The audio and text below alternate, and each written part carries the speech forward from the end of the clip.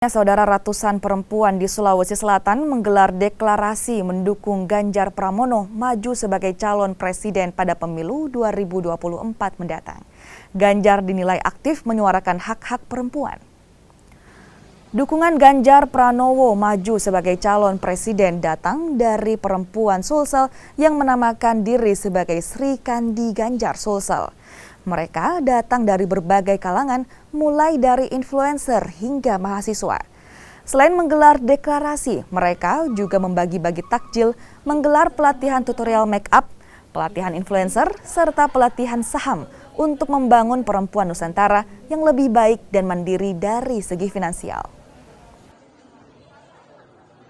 Pak Ganjar ini merupakan garda terdepan yang selalu mendukung perempuan khususnya milenial ini lebih berkembang dan menciptakan inovasi-inovasi atau ide-ide kreatif, dan tentunya kita butuh sosok itu untuk membangun perempuan-perempuan milenial yang ada di Indonesia.